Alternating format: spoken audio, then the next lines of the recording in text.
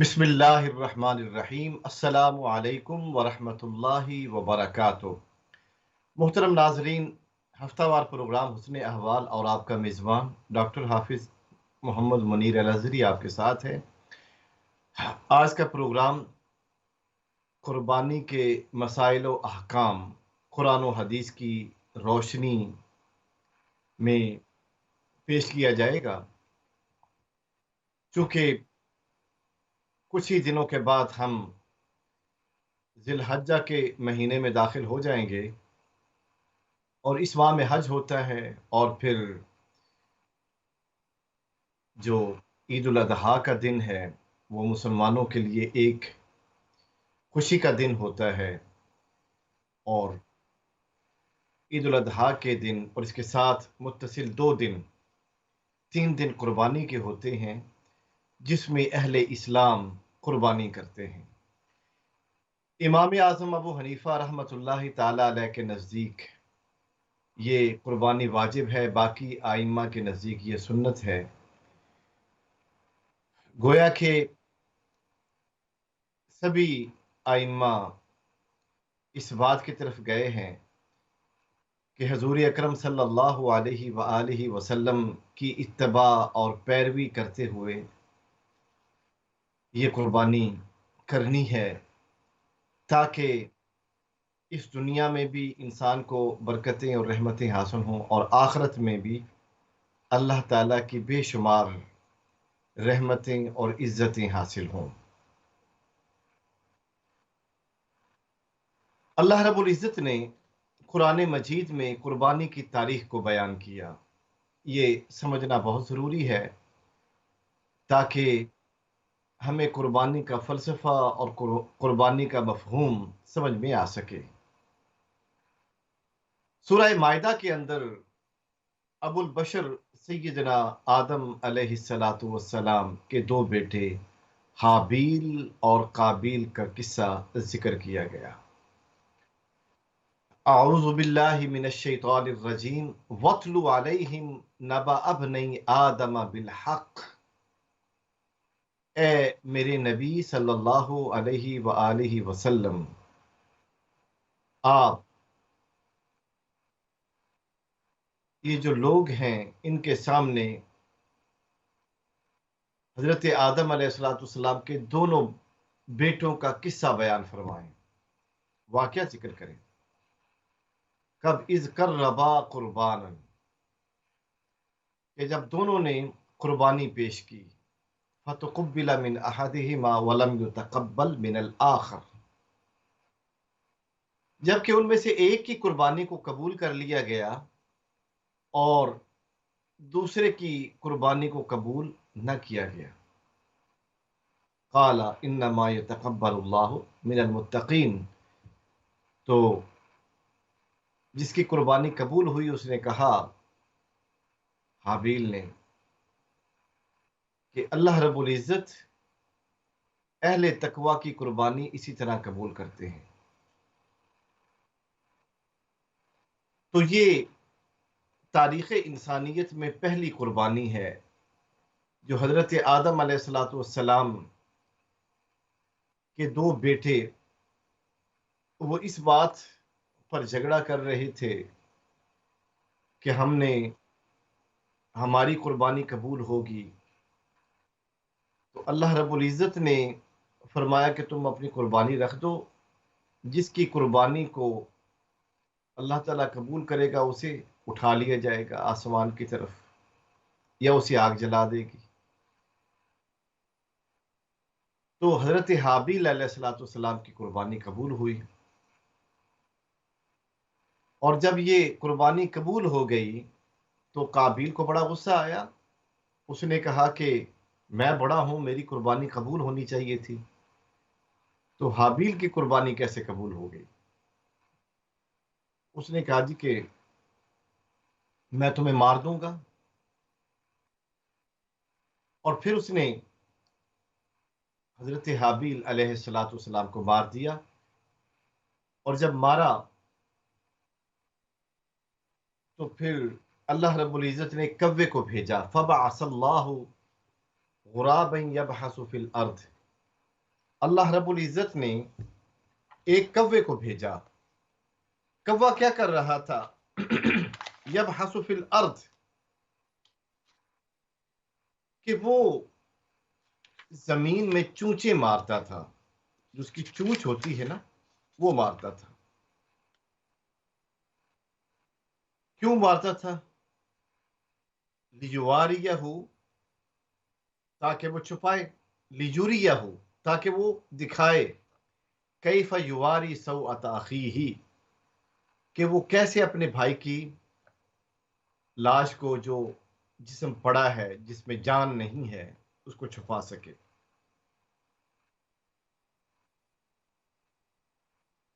قال یا ویلتى اعجزت ان اکون مثل هذا الغراب.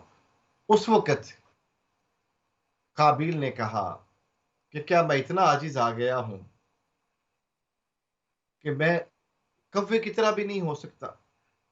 فاواری سوءۃ اخی، تاکہ میں اپنے بھائی کی لاش کو چھپا سکوں. فاصبح من النادمین، اس لیے وہ ندامت اٹھانے والوں میں سے ہو گیا. یہ تاریخ انسانی کی پہلی قربانی تھی جو حضرت حابیل کی قبول ہوئی، اور اس کے بعد تاریخ انسانی کا پہلا قتل جو قابیل نے حضرت حابیل علیہ السلام کو مار کے کیا، اور تاریخ انسانی کی پہلی قبر یہ تیار ہوئی. اب دیکھیں، تین چیزیں اکٹھی ہو رہی ہیں. میں سورہ مائدہ کی آیات بھی آپ کو بتا دیتا ہوں تاکہ آپ بعد میں قرآن کھول کر ان آیات کو خود پڑھیں اور لطف اٹھائیں کہ قرآن کس طریقے سے احکام کو بیان کرتا ہے. آیت نمبر 27 سے لے کر آیت نمبر 32 تک آپ اسے پڑھیں اور پھر دیکھیں کہ قرآن نے کس طریقے سے اس پوری تاریخ کو بیان کیا ہے. قرآن کتاب ہدایت ہے، لیکن سارے علوم اس سے نکلتے ہیں. سارے علوم، تاریخ ہو، جغرافیہ ہو، ریاضی ہو، فقہ ہو، اصول فقہ ہو، تفسیر ہو، عربی گرامر ہو، لغت ہو، محاورات کی بات ہو، تو سارے علوم و فنون کا چشمہ قرآن ہے. لیکن قرآن ہے کتاب ہدایت، یہ ہدایت کے لیے آیا ہے، پوری انسانیت کی رہنمائی کے لیے آیا ہے. اب ان آیات میں جو آیت نمبر 27 سے لے کر 32 تک کی میں نے بات کی ہے، تاریخ انسانی کی پہلی قربانی جو حضرت حابیل نے دی اور وہ قبول ہو گئی، اور تاریخ انسانی کا پہلا قتل جو قابیل نے کیا اپنے چھوٹے بھائی حضرت حابیل کو مار کے، اور تاریخ انسانی کی پہلی قبر. اور قبر سکھانے والا بھی کون تھا؟ کوا تھا. اللہ نے کوے کو بھیجا. خاص طور پر آیت نمبر 31 کو آپ پڑھیں گے، اس میں کوے کا ذکر ہے. سورہ مائدہ آیت نمبر 31. فَبَعَثَ اللَّهُ غُرَابًا يَبْحَثُ فِي الْأَرْضِ، اللہ نے کوے کو بھیجا جو زمین میں چونچے مار کے کھود رہا تھا زمین کو. لیُوریَہُ، تاکہ انہیں دکھا سکے کیف یواری سوءۃ اخیہ، کہ اپنے بھائی کی لاش کو کیسے چھپایا جاتا ہے. قال یا ویلتا، تو اس وقت جس نے مارا تھا اس نے کہا کہ ہائے، ہلاکت ہو مجھ پر، میں اتنا عاجز آ گیا کہ میں اس کوے کی طرح بھی نہیں ہو سکتا کہ میں اپنے بھائی کی لاش کو ہی چھپا سکوں. اس وقت وہ ندامت اٹھانے والوں میں سے تھا، پشیمان تھا. اور پھر اب چوتھی بات جو بڑی انٹرسٹنگ ہے کہ تاریخ انسانی کا پہلا لا، پہلا قانون جو قیامت تک آنے والی انسانیت کو بچانے کے لیے تیار کیا گیا،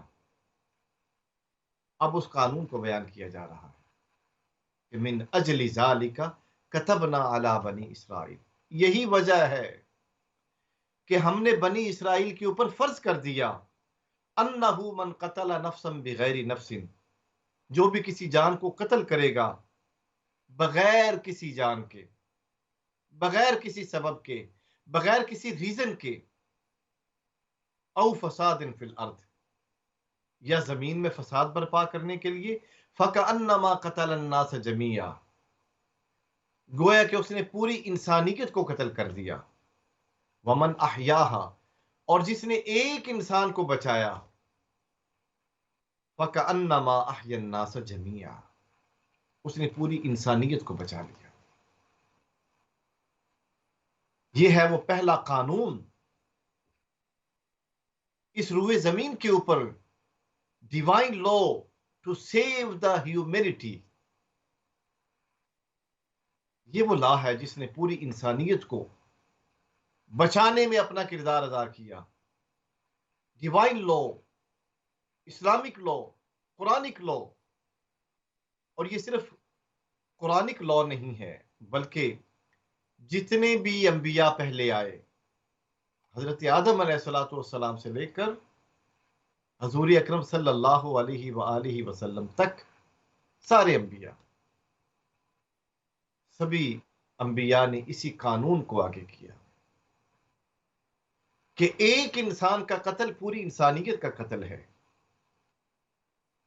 اور ایک انسان کو اگر بچایا جائے، اس کو محفوظ کیا جائے، تو گویا کہ ہم پوری انسانیت کو محفوظ کر رہے ہیں۔ اللہ رب العزت نے انسانیت کو بچانے کے لیے یہ قانون اپنی مخلوق کو دیا۔ تو گویا کہ سورہ مائدہ کی آیت نمبر 27 سے لے کر 31 تک، 32 تک، یہ جو آیات ہیں، اس میں 4 مین چیزیں ہم نے بیان کی ہیں۔ پہلی چیز، پہلی قربانی۔ ابھی یہ قربانی کی تاریخ ہم آگے بھی بیان کریں گے۔ نمبر 2، پہلا قتل اس روئے زمین کے اوپر۔ نمبر 3، پہلی قبر کی تیاری۔ اور نمبر 4، ایک قانون بنا دیا کہ جس نے بغیر کسی سبب کے، اور پھر ایسے نہیں کہ کوئی قتل ہو گیا تو آپ اسے جا کے مار دیں، ہرگز قرآن یہ نہیں کہتا۔ قرآن یہ کہتا ہے کہ اس کا مقدمہ باقاعدہ کورٹ کے اندر جائے گا، اور اس کا ٹرائل ہوگا، مدعی ہے، مدعا علیہ ہے، اور پھر قاضی جو ہے یا جج جو ہے، وہ کلا کی جرا قدا کے بعد اگر جرم ثابت ہوتا ہے تو پھر اس کو سزا ملے گی۔ قرآن نے روکا ہے کہ کوئی بھی شخص، اگرچہ واقعہ اس کی آنکھوں کے سامنے ہے، قانون کو ہاتھ میں نہیں لے گا، بلکہ جسے سوسائٹی نے جج بنایا ہے، حکم بنایا ہے، قاضی بنایا ہے، اس کی عدالت میں، اس کی کورٹ میں یہ فیصلہ جائے گا اور وہ فیصلہ کرے گا۔ اور اسی طرح اس کا دوسرا پہلو کہ اگر کوئی کسی کو مار رہا تھا تو کسی نے آگے بڑھ کے اسے پکڑ لیا اور بچا لیا۔ اس نے صرف ایک شخص کو نہیں بچایا، اس نے پوری انسانیت کو بچا لیا، پوری انسانیت کو محفوظ کیا، پوری انسانیت محفوظ ہو گئی۔ لہذا انسانیت کا بچاؤ یہ ضروری ہے۔ تو ہم قربانی کی تاریخ کو بیان کر رہے تھے، تو پہلی قربانی حضرت حابیل علیہ الصلوۃ والسلام، جو حضرت آدم کے بیٹے ہیں، انہوں نے پیش کی۔ پھر قربانی کی تاریخ آگے بڑھتی ہے، ہر قوم اور ہر نبی کسی نہ کسی صورت میں اللہ کی بارگاہ میں قربانی پیش کرتے تھے۔ حضرت ابراہیم علیہ الصلوۃ والسلام، حضرت ابراہیم علیہ الصلوۃ والسلام کو حکم ہوا کہ اپنا بیٹا اللہ کی راہ میں قربان کرتے۔ آپ حضرت اسماعیل علیہ الصلوۃ والسلام کے پاس جاتے ہیں اور فرماتے ہیں، یا بنیا، اے میرے بیٹے، انی ارا فی المنام، میں نے خواب میں دیکھا، انی اذبحک فانظر ماذا تری، میں تمہیں ذبح کر رہا ہوں، فانظر ماذا تری، اب دیکھ تیری کیا رائے ہے۔ ایک باپ اپنے بیٹے سے کہہ رہا ہے کہ میں نے خواب دیکھا ہے کہ میں تجھے ذبح کر رہا ہوں، اور بیٹا بھی کون ہے؟ حضرت اسماعیل علیہ الصلوۃ والسلام۔ حضرت اسماعیل علیہ الصلوۃ والسلام کو جب یہ خواب سنایا جاتا ہے، آپ یہ عرض کرتے ہیں کہ اے میرے والد گرامی، قال یا ابتی، اے میرے والد گرامی۔ اب دیکھیں کہ کس طریقے سے ایک بیٹا اپنے والد سے مخاطب ہے، قرآن اس ادب کو بیان کر رہا ہے۔ حضرت ابراہیم علیہ الصلوۃ والسلام نے کہا، قال یا بنی انی ارا فی المنام انی اذبحک فانظر ماذا تری، اے میرے بیٹے، میں تمہیں دیکھ رہا ہوں کہ میں تجھے ذبح کر رہا ہوں اپنے خواب، فانظر ماذا تری، اب تو یہ بتا کہ تیری کیا رائے ہے۔ یہ سورہ صافات ہے، اور سورہ صافات کی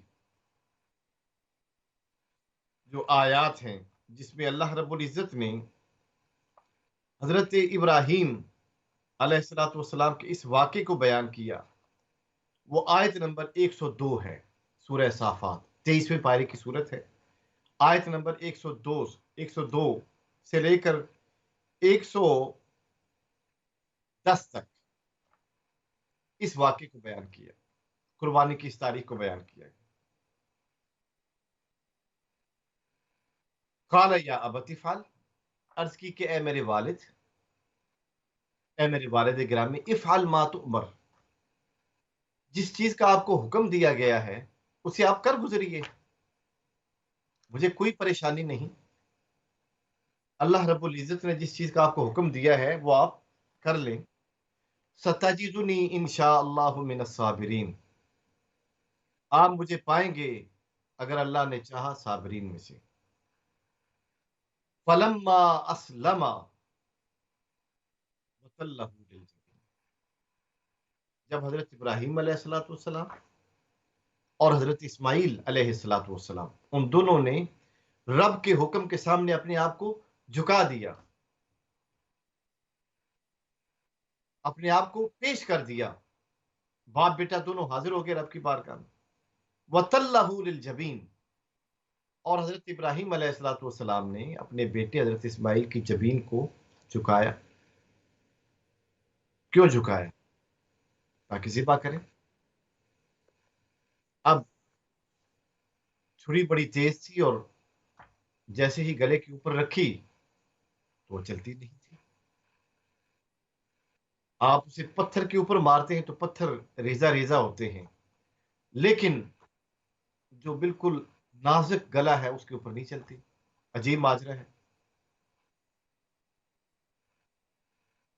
اور جب اس طرح پیش کرتے ہیں رب کی بارگاہ میں، وَنَادَيْنَاهُ أَن يَا إِبْرَاهِيمُ، اللہ تعالیٰ فرماتے ہیں کہ ہم نے پکارا اپنے بندے حضرت ابراہیم علیہ الصلوۃ والسلام کو، اور فرمایا ان یا ابراہیم، اے ابراہیم، قد صدقت الرؤیا، تو نے خواب کی تعبیر سچ کر دکھائی۔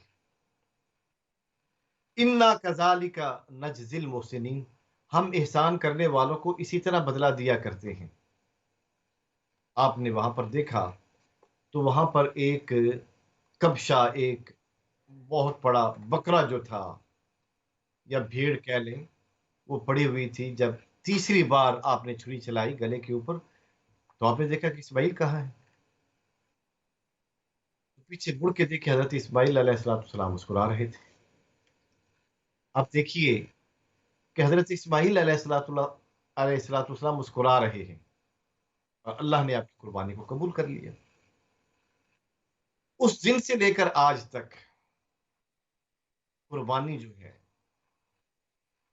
یہ سنت ابراہیمی کہلائی، سنت ابراہیمی کہلائی۔ اور حج میں جتنے بھی ارکان ہیں، آپ دیکھیے حج میں جتنے بھی ارکان ہیں وہ اکثر حضرت ابراہیم، حضرت اسماعیل، حضرت ہاجرہ علیہم الصلوۃ والسلام کے ادا کردہ اعمال ہیں، جو آپ نے اعمال کیے، اللہ رب العزت نے ان کو حج کا حصہ بنا دیا. صفا مروہ کی پہاڑی ہو، اس پہ جو چکر لگتا ہے وہ حضرت حاجرہ کی سنت ہے. زمزم حضرت اسماعیل کی، حضرت حاجرہ کی سنت ہے پینا. اس طرح طواف کعبہ حضرت ابراہیم علیہ السلام. اس سے پہلے، سب سے پہلے تو کعبہ کو فرشتوں نے بنایا، پھر انبیاء کرام آتے گئے وہاں پر. لیکن جو بنائے کعبہ ہے اس کا ذکر بھی قرآن نے کیا. وَإِذْ يَرْفَعُ إِبْرَاهِيمُ الْقَوَاعِدَ مِنَ الْبَيْتِ وَإِسْمَاعِيلُ رَبَّنَا تَقَبَّلْ مِنَّا إِنَّكَ أَنْتَ السَّمِيعُ الْعَلِيمُ. سورہ بقرہ میں ارشاد ہوتا ہے کہ اے میرے حبیب صلی اللہ علیہ وآلہ وسلم، آپ اس وقت کو یاد تو کریں کہ جب حضرت ابراہیم علیہ السلام اور حضرت اسماعیل علیہ السلام بیت اللہ کی بنیادیں اٹھا رہے تھے. آیت نمبر 127 سورہ بقرہ کی آپ نوٹ کر لیں. وَإِذْ يَرْفَعُ إِبْرَاهِيمُ الْقَوَاعِدَ مِنَ الْبَيْتِ.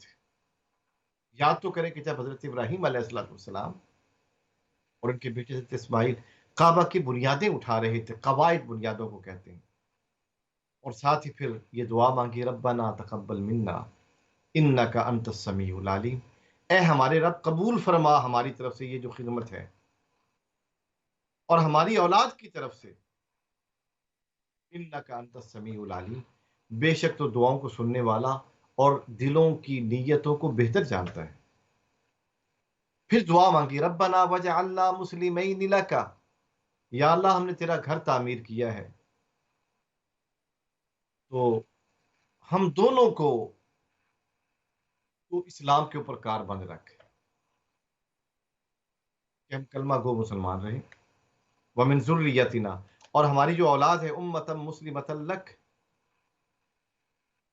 وہ ایسی امت ہو جو تیرے آگے جھکتی ہو. وارنا مناسکنا، اور ہمیں ہمارے مناسک دکھا دے. وتب علینا، اور ہم پر نظر کرم فرما. انبیاء کی دعا ہے، انک انت التواب الرحیم، بے شک تو توبہ قبول کرنے والا، انتہائی رحم فرمانے والا ہے. پھر دعا مانگی، ربنا وبعث فیہم رسولا منہم. اے ہمارے رب، اس اولاد میں ذی شان رسول بھیج جس کا تو نے وعدہ کر رکھا ہے. عظمتوں والا نبی، آخری نبی جس کے بعد کوئی نبی نہیں، جس کے اندر سارے کمالات، سارے خصائص جمع ہیں. یتلو علیہم، وہ نبی کیا کرے گا؟ ان پر تیری آیات کو تلاوت کرے گا. یتلو علیہم آیاتک وَيُعَلِّمُهُمُ الْكِتَابَ وَالْحِکْمَةَ، انہیں کتاب و حکمت کی تعلیم دے گا. وَيُزَكِّيهِمْ، ان کے دلوں کو پاک کرے گا. اِنَّكَ أَنْتَ الْعَزِيزُ الْحَكِيمُ، بے شک تو غالب ہے اور حکمت والا ہے. گویا کہ مسجد بنانے کے بعد جو بھی دعا کی جائے وہ قبول ہوتی ہے، اور دعا بھی ایسی کرے جو جامع ہو. انہوں نے ایک دعا یہ کی کہ ہمیں اسلام پر کاربند رکھ، تو نسل ابراہیم اسلام پر کاربند رہی. جس نے ظلم و زیادتی کی وہ دور ہٹ گیا. اور پھر عرض کی کہ اے مولا، آخری نبی ہماری نسل میں پیدا کر دے. یہ وہ قربانی تھی حضرت اسماعیل علیہ السلام کی جو قبول ہوئی.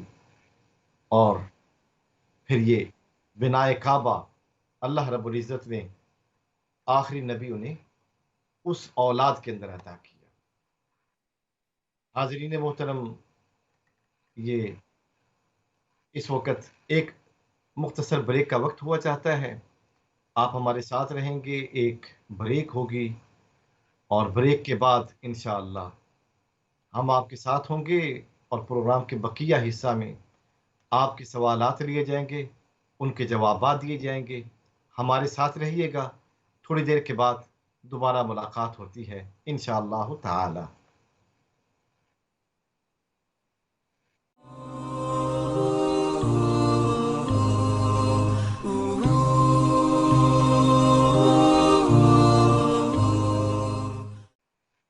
वेलकम बैक मोहतरम नाजरीन। ब्रेक पर जाने से पहले हम कुर्बानी की तारीख को बयान कर रहे थे कुरान की रोशनी में। हज़रत इब्राहीम, हज़रत इस्माइल अलैहिस्सलाम के वाक़यात को तफसील के साथ बयान किया, जो आपकी कुर्बानी अल्लाह की बारगाह में कबूल हुई, और फिर उसके नतीजे में जो सुन्नत इब्राहीमी क़यामत तक के लिए अहले इस्लाम के लिए वाजिब करार दी गई, उसको हमने बयान किया कि अल्लाह रब्बुल इज़्ज़त ने उस अदा को इतना पसंद फरमाया कि क़यामत तक आने वाले अहले इस्लाम के लिए ये वाजिब करार दिया कि अगर वो हज करने जाएंगे तो कुर्बानी देंगे, अगर वो अपने घरों में ईद उल अजहा की नमाज अदा करेंगे तो फिर 3 दिन जो है वो उनके लिए इजाज़त है कि वो कुर्बानी करें। कुर्बानी गाय की हो सकती है, मेंढे की हो सकती है, बकरे की हो सकती है, भेड़ की हो सकती है, ऊँट की हो सकती है। तो ये कुर्बानी की मुख्तलिफ जानवर हैं जिनका जिक्र भी कुरान मजीद के अंदर मौजूद है। तो हज़रत इब्राहीम अलैहिस्सलाम ने जो कुर्बानी दी और फिर काबा की बुनियाद रखी, काबा तामीर किया, अल्लाह रब्बुल इज़्ज़त ने फरमाया कि जो भी दुआ मांगे कबूल होगी। उन्होंने दुआ मांगी कि एक तो मैं और मेरी नस्ल इस्लाम पर कायम रहे, और दूसरा ये है व आरिना मनासिकना, हमें हमारे हज के मनासिक, हज करने के तौर तरीके, इबादत के तौर तरीके बता दे। अल्लाह रब्बुल इज़्ज़त ने इबादत के तौर तरीके भी उन्हें बताए, और फिर आखिरी दुआ उन्होंने ये मांगी कि ऐसा नबी अता कर दे जो आखिरी नबी हो, जीशान नबी, जिसके बाद कोई नबी नहीं आएगा, वो नबी इस नस्ल इस्माइल में पैदा फरमा। अल्लाह रब्बुल इज़्ज़त ने वो दुआ भी कबूल की। वो है कि कुर्बानी और मस्जिद, ये 2 चीज़ें, इंसान कुर्बानी करे जो दुआ मांगे कबूल हो, इंसान मस्जिद की खिदमत करे जो दुआ मांगे वो भी कबूल होगी। और फिर नस्ल इस्माइल में हज़रत नबी आखिरुज़्ज़मा हुज़ूर नबी करीम मोहम्मदुर रसूलुल्लाह सल्लल्लाहु अलैहि व आलिहि वसल्लम जलवागर होते हैं, तशरीफ़ लाते हैं, इस कायनात को रौनक अता करते हैं। आखिरी नबी सल्लल्लाहु अलैहि व आलिहि वसल्लम को हुक्म होता है, ए मेरे नबी सल्लल्लाहु अलैहि व आलिहि वसल्लम, नस्ल इंसानी में जो कुर्बानी की तारीख है, अब सूरह कौसर आप मुलाहिजा करें कि अल्लाह रब्बुल इज़्ज़त किस प्यारे अंदाज में अपने नबी अलैहिस्सलातु वस्सलाम से मुखातिब है। हुक्म है, इन्ना आतैना कल कौसर, आखिरी पारे की सूरत है। मैं साथ हवाले इसलिए ज़रूर देता हूं ताकि आप खुद भी अगर कुरान खोल के उसे पढ़ें तो आपको समझ आए कि कुरान हमसे क्या बात करता है। इन्ना आतैना कल कौसर, बेशक हमने आपको कौसर अता की। इससे मुराद हौज़े कौसर भी है, इससे मुराद इल्म भी है, इससे मुराद हिकमत भी है, इससे मुराद इस्लाम भी है, इससे मुराद जो है वो ख़त्म नबुव्वत भी है। इसके 9 मानी हैं जिसको उलमा ने बयान किया, कौसर के 9 मानी को बयान किया। फसल्लि लिरब्बिका वन्हर, ए मेरे नबी सल्लल्लाहु अलैहि वालैहि वसल्लम, अपने रब की रजा की खातिर नमाज पढ़ें, वन्हर, और फिर कुर्बानी करें। इन शानियका हुवल अबतर, आपका दुश्मन हमेशा के लिए खत्म हो जाएगा। गोया कि अल्लाह रब्बुल इज़्ज़त ने अपने नबी सल्लल्लाहु अलैहि वसल्लम को एक तो नमाज पढ़ने का हुक्म दिया और साथ ही कुर्बानी का हुक्म दिया। अमर जो होता है, अमर सीग़े अमर, हुक्म देना, ये वाजिब के लिए आता है। इसलिए इमाम आज़म अबू हनीफा रहमतुल्लाहि तआला अलैह इन आयात से इस्तिंबात करते हैं कि इससे मुराद ये है कि कुर्बानी वाजिब है। इन्ना आतैना कल कौसर, हमने आपको कौसर अता किया।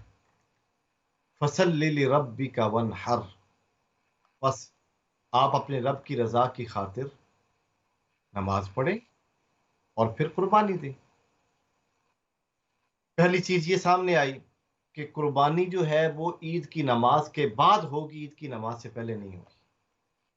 अगर कोई शख्स जो है وہ عید کی نماز پڑھنے سے پہلے قربانی کرتا ہے تو وہ قربانی واجب قربانی ادا نہ ہوگی، بلکہ وہ نفلی صدقہ ہو جائے گا۔ اللہ کی بارگاہ میں صدقہ کے طور پہ وہ آپ کا جانور پیش ہو گیا ہے، قربانی واجب رہی آپ کے اوپر، اب قربانی آپ کو کرنی ہے۔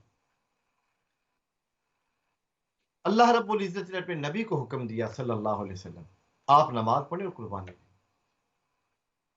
تو یہ وہ قربانی کی تاریخ ہے جو حضرت آدم علیہ السلام کے بیٹوں سے شروع ہوتی ہے اور نبی آخر الزماں صلی اللہ علیہ وآلہ وسلم پہ جا کے ختم ہو جاتی ہے، اور پھر ختم اس طرح ہوتی ہے کہ اب اس سنت پر عمل ہوتا رہے گا قیامت تک کے لیے۔ اگر کوئی حج کرنے جاتا ہے قربانی نہ کرے، اہم رکن ہے، اس کا حج ہی ادا نہ ہوا، اہم رکن قربانی، حج کا اہم رکن ہے، اس کو ادا کرنا ہے قربانی۔ اس لیے 10ویں ذوالحجہ کے دن حضور اکرم صلی اللہ علیہ وآلہ وسلم نے ارشاد فرمایا کہ 10ویں ذوالحجہ کے دن جانور کا خون بہانے سے بہتر کوئی عمل نہیں ہے۔ جی ایک کالر ہمارے ساتھ ہیں، دیکھتے ہیں ہم سے کیا پوچھتے ہیں۔ السلام علیکم ورحمۃ اللہ وبرکاتہ۔ وعلیکم السلام مولانا صاحب، آپ کا پروگرام بہت اچھا ہے۔ میرے پاس ایک سوال ہے، اگر آپ جواب دے سکتے ہیں۔ جی اگر مرحوم پیرنٹس کے نام پہ قربانی دینے کا زیادہ ثواب ہوتا ہے یا پھر ان کے جس صدقہ دے دیا جائے؟ کچھ بھی ہم ہر سال ان کے نام پہ قربانی دیتے ہیں، لیکن کہیں میں نے سنا تھا اس کو صدقہ بھی دے سکتے ہیں، قربانی بھی۔ تو قربانی کا زیادہ ثواب ہوتا ہے یا صدقے کا؟ ایک اور کوشچن ہے، اگر جیسے سمپل، اگر جہاں بھی قرآن میں کہتے ہیں کہ جہاں بھی کہتے ہیں ان الذین آمنوا وعملوا الصالحات، تو جہاں بھی آتا ہے تو ساتھ عامل الصالحات آتے ہیں، تو تھوڑا سا اگر ڈسکرائب کریں ہم کس طرح اپنے آپ کو زیادہ سے زیادہ اور کون سے بہت ریوارڈنگ عامل الصالحات ہم کر سکتے ہیں گھر بیٹھے ہوئے، تو اگر وہ تھوڑا سا ایکسپلین کر دیں۔ بہت شکریہ۔ آپ کا سوال اس کا پہلا حصہ کہ والدین اگر دنیا میں نہیں ہیں تو کیا ان کی طرف سے قربانی کر سکتے ہیں؟ یقیناً قربانی کر سکتے ہیں، لیکن یہ قربانی واجب نہیں ہے، یہ قربانی واجب نہیں ہے، اس لیے کہ جو واجب قربانی ہے وہ اس کے اوپر ہے جو زندہ ہوتا ہے، جو دنیا سے چلا جائے اس کے لیے وجوب ختم ہو جاتا ہے۔ یہ پہلا نقطہ آپ سمجھیں، یہ پہلی اہم بات ہے۔ مثلا زکوٰۃ جو ہے یہ بھی جو زندہ ہے اس کی شرائط ہیں، اگر وہ شرائط پائی جاتی ہیں تو اس کے اوپر زکوٰۃ فرض ہے، وگرنہ زکوٰۃ بھی فرض نہیں۔ تو جس کے اوپر زکوٰۃ فرض ہے اسی کے اوپر قربانی بھی واجب ہے۔ ہاں، اگر آپ قربانی اپنے مرحوم والدین کے لیے کرتی ہیں تو اس کا ثواب پہنچتا ہے، کیونکہ آخری جو حج تھا حجۃ الوداع، حضور نبی پاک صلی اللہ علیہ وآلہ وسلم نے اپنی اگلی پچھلی ساری امت کے لیے قربانی کی، اونٹ ذبح کی۔ یہ میری امت کے لیے ہے، اب اس میں جو پہلے گزر گئے اور جو آنے والے ہیں سب کے لیے قربانی کی، جو اس وقت موجود تھے روئے زمین پر وہ بھی، اور جو پہلے گزر گئے اور جو آنے والے ہیں، ماضی حال مستقبل، ساری امت کی طرف سے قربانی کی۔ اب ان پر آپ صلی اللہ علیہ وآلہ وسلم پر ان سب کی طرف سے قربانی کرنا واجب تو نہیں تھا، لیکن آپ صلی اللہ علیہ وآلہ وسلم نے کی ان کو ثواب پہنچانے کے لیے۔ اب کتنے خوش نصیب ہیں ہم کہ ہمارے نبی آخر الزماں صلی اللہ علیہ وسلم ہماری طرف سے خود قربانی فرما رہے ہیں۔ اس لیے اس حدیث پاک سے جو حجۃ الوداع والی حدیث ہے، اس سے یہ بات بھی ثابت ہوئی کہ اگر کوئی شخص اپنے نبی صلی اللہ علیہ وسلم کی طرف سے بھی قربانی کرتا ہے تو وہ قربانی بھی ہوگی اور اس کا ثواب بھی اسے ملے گا۔ تو اپنے مرحوم والدین کے لیے قربانی جو کی جائے وہ ہو جاتی ہے، لیکن وہ قربانی واجب قربانی نہیں ہے، وہ نفلی قربانی ہے. قربانی ہوگی ضرور، لیکن اس کو نام نفل کا دیا جائے گا کہ وہ نفلی قربانی ہے اور اس کا اسے ثواب ملے گا. اسی طریقے سے آپ اہل بیت کی طرف سے کر سکتے ہیں قربانی، صحابہ کرام کی طرف سے، ازواج مطہرات کی طرف سے، کسی ولی کی طرف سے، کسی امام کی طرف سے، اپنے رشتہ داروں کی طرف سے، اپنے جو زندہ رشتہ دار ہیں ان کی طرف سے، جو مرحومین ہیں ان کی طرف سے قربانی کر سکتے ہیں. تو اللہ رب العزت ہمیں اس سنت پر عمل پیرا ہونے کی توفیق عطا فرمائے. تو یہ نفلی قربانی ہوگی، یہ واجب قربانی نہیں ہوگی، لیکن اس کا ثواب قربانی کا ملے گا آپ کو. دوسری بات آپ نے بڑی اہم کی کہ پورے قرآن میں جہاں ان الذین آمنوا وعملوا الصالحات آتا ہے، اس کا مطلب کیا ہے؟ بے شک وہ لوگ جو ایمان لائے اور نیک عمل کیے. اب اس کی جو بین مثال ہے وہ سورہ عصر ہے. سورہ عصر جو ہے یہ مختصر ترین صورت، امام شافعی رحمۃ اللہ علیہ فرماتے ہیں کہ اگر قرآن میں کوئی اور صورت نہ بھی ہوتی، یہی ایک صورت ہوتی، تو اسلام کے لیے سمجھانے کے لیے یہی صورت کافی تھی.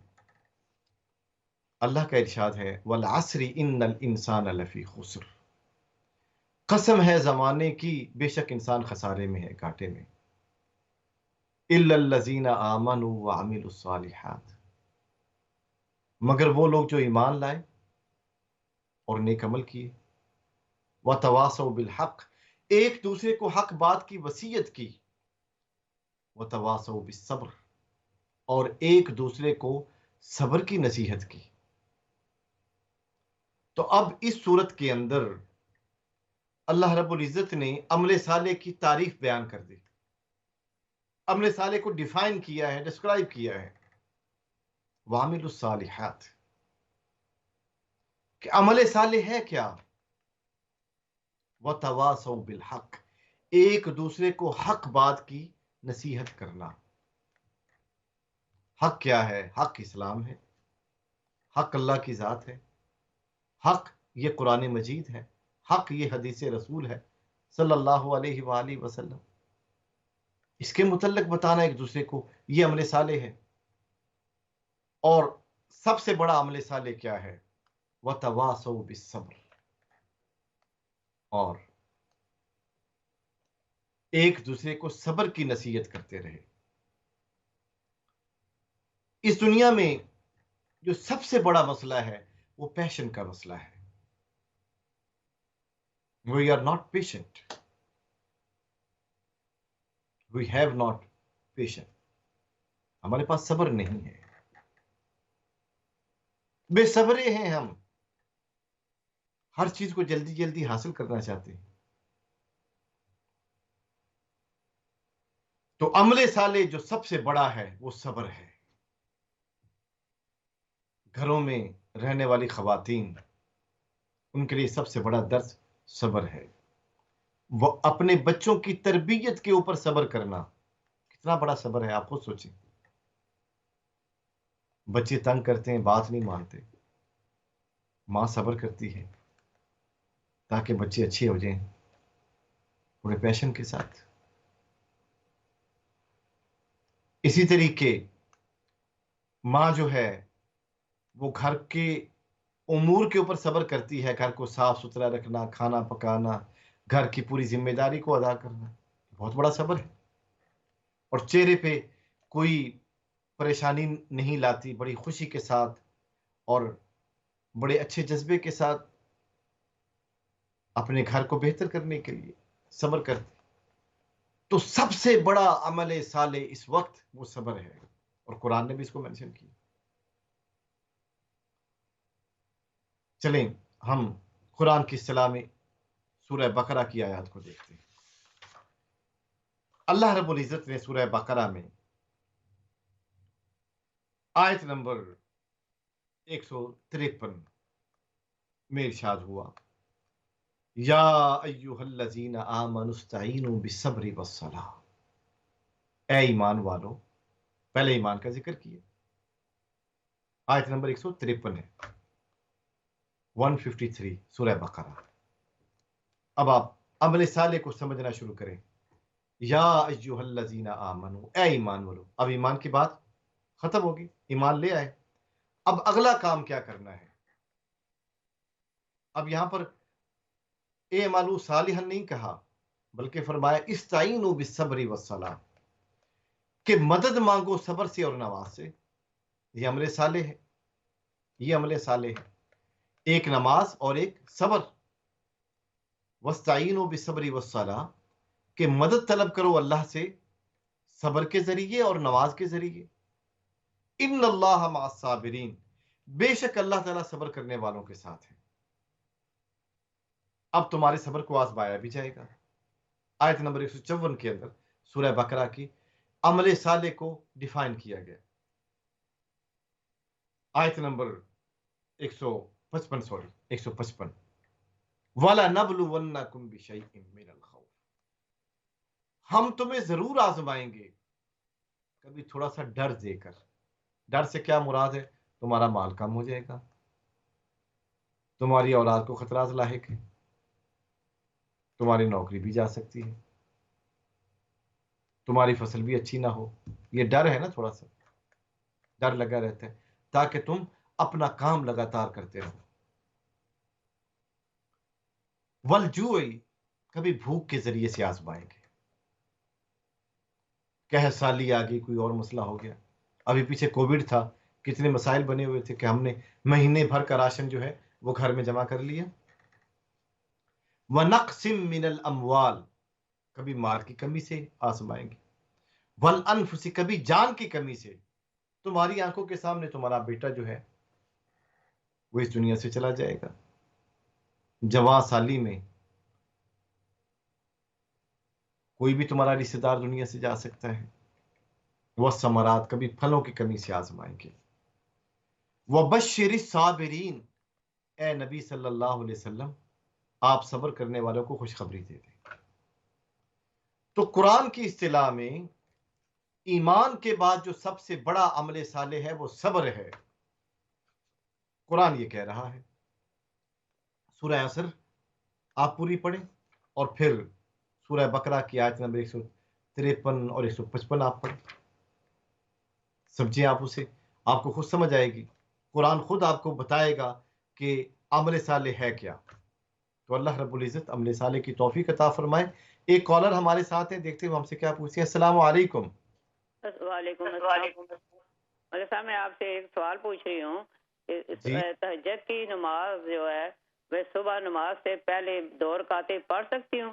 2 رکعت میں کیونکہ مجھے تکلیف ہے ٹانگوں کی، اتنا نہیں تو پھر نماز سے پہلے ذرا 2 رکعت میں نے کہا چلو، پہلے پڑھتی تھی پورا 12 رکعتیں، مگر اب میں ذرا دیر سے، رات کی نماز پتہ ہے عشاء کی دیر سے ہوتی ہے تو پھر صبح ذرا آنکھ دیر سے کھلتی ہے، تو پھر نماز کا ٹائم سے پہلے میری آنکھ کھل جاتی ہے، تو اس وقت میں 2 رکعت پڑھ سکتی ہوں۔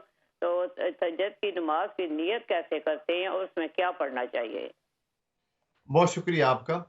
آپ نے سوال پوچھا کہ صبح کی نماز سے پہلے تہجد 2 رکعت جو ہے وہ پڑھ سکتے ہیں، لیکن اس کے لیے ضروری یہ ہے کہ صبح کی آذان سے پہلے ہو، کیونکہ تہجد کی قضا نہیں ہوتی، تہجد ادا ہی ادا ہوتی ہے۔ باقی نمازیں آپ قضا پڑھ سکتی ہیں، لیکن تہجد یہ قضا نہیں، بلکہ اس کے اوقات میں نفلی نماز ہے، تو نفلی نماز کی قضا نہیں ہوتی۔ تو اس کے لیے کم از کم 2 نفل تہجد کے 12، تو اللہ تعالیٰ کی بہت بڑی عطا ہے، آپ پڑھتی تھی۔ اللہ تعالیٰ آپ کو صحت و عافیت عطا فرمائے، ہم آپ کے لیے دعا کرتے ہیں۔ ضروری ہے کہ صبح کی آذان سے پہلے، صبح کا وقت شروع ہونے سے پہلے، آذان کا وقت شروع ہونے سے پہلے، خواہ 5 منٹ پہلے آپ پڑھ لیں آذان سے پہلے، تو وہ تہجد کا وقت ہے۔ جیسے ہی صبح کی اذان کا وقت شروع ہوگا تہجد کا وقت ختم ہو جائے گا، تو 2 رکعت آپ پڑھ سکتے ہیں۔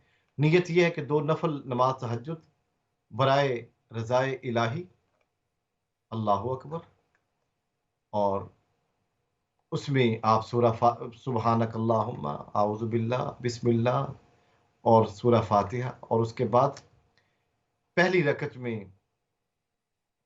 اگر آپ سورہ عصر پڑھیں اور دوسری رکعت میں سورہ اخلاص پڑھیں تو یہ بڑی عمدہ باتیں ہیں، بڑی عمدہ چیز ہے۔ سورہ عصر والعصر ان الانسان لفی خسر، اور دوسری رکعت میں قل هو اللہ احد اللہ الصمد، پھر اس کے بعد اللہ سے دعا کریں۔ اللہ رب العزت دعاؤں کو قبول کرنے والا ہے، یقیناً دعا قبول فرمائے گا۔ تو کم از کم جو تہجد کے نوافل ہیں وہ 2 ہیں، لیکن صبح کا وقت، صبح کی اذان کا وقت شروع ہونے سے پہلے آپ جیسی وقت شروع ہوگا تہجد کا وقت ختم ہو جائے گا، تو کم از کم 2 نفل، اور اس سے زائد آپ 12 تک پڑھ سکتے ہیں۔ اللہ رب العزت ہمیں تہجد کی نماز بھی پڑھنے کی توفیق عطا فرمائے۔ تو ہم بات کر رہے تھے عمل صالح کی، کہ عمل صالح جو ہے قرآن کی اصطلاح میں صبر ہے سب سے بڑا۔ اس لیے قرآن میں 2 بڑی اہم باتیں، ایک شکر ہے اور ایک صبر ہے۔ ابھی سورہ بقرہ کی آیت نمبر 152 میں فَاذْكُرُونِي أَذْكُرْكُمْ، کہ تم مجھے یاد کرو میں تمہیں یاد کروں گا، وَاشْكُرُوا لِي وَلَا تَكْفُرُونَ، تم میرا شکریہ ادا کرو، میری نعمتوں کا کفران مت کرو، انکار مت کرو۔ تو شکر قرآن نے استعمال کیا، اور پھر سورہ ابراہیم میں لَئِن شَكَرْتُمْ لَأَزِيدَنَّكُمْ، اگر تم شکر کرو گے تو میں تمہاری نعمتوں میں اضافہ کر دوں گا۔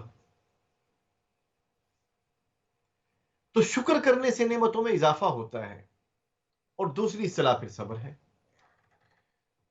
صبر کرنے سے کیا حاصل ہوتا ہے؟ صبر کرنے سے اللہ تعالیٰ کی معیت حاصل ہوتی ہے، ان اللہ مع الصابرین، جیسے کہ آیت نمبر 153 میں ارشاد ہوا، یا ایھا الذین آمنوا استعینوا بالصبر والصلاۃ، اے ایمان والو مدد طلب کرو صبر سے اور نماز سے۔ فائدہ کیا ہوگا؟ ان اللہ مع الصابرین، بے شک اللہ تعالیٰ صبر کرنے والوں کے ساتھ ہے۔ شکر کرنے سے نعمتوں میں اضافہ ہوتا ہے، لیکن صبر کرنے سے، شکر کرنے سے نعمتیں ملتی ہیں، نعمتوں میں اضافہ ہوتا ہے، لیکن صبر کرنے سے نعمتوں کو عطا کرنے والا مل جاتا ہے۔ اب مجھے بتائیں کہ نعمتیں ملے تو اچھا ہے، یا نعمتوں کو عطا کرنے والا ملے تو اچھا ہے؟ اب نعمتوں کو جو عطا کرنے والا ہے وہ اللہ کی ذات ہے، اگر وہ ہمارے ساتھ ہو تو پھر ساری دنیا قدموں میں۔ اس لیے قرآن کی اصطلاح میں صبر جو ہے یہ سب سے بڑا عمل صالح ہے نماز کے ساتھ، اور صبر کرنے سے نعمتوں کو عطا کرنے والا مل جاتا ہے۔ جب اللہ بندے کے ساتھ ہو تو پھر اسے دنیا کی جو تکلیفیں ہیں وہ کیا دکھ پہنچا سکتی ہیں؟ دکھ پہنچاتے رہیں لوگ، لیکن اس کو کوئی فرق نہیں پڑتا، کیونکہ اس کو دل کو تسلی دینے والا خود خدا ہے۔ وَلَا يَحْزُنْكَ قَوْلُهُمْ، اے میرے حبیب صلی اللہ علیہ وآلہ وسلم، یہ جو کفار باتیں کرتے ہیں ان کی باتیں آپ کے دل کو غم زدہ نہ کریں۔ وَلَا يَحْزُنْكَ قَوْلُهُمْ، کیوں؟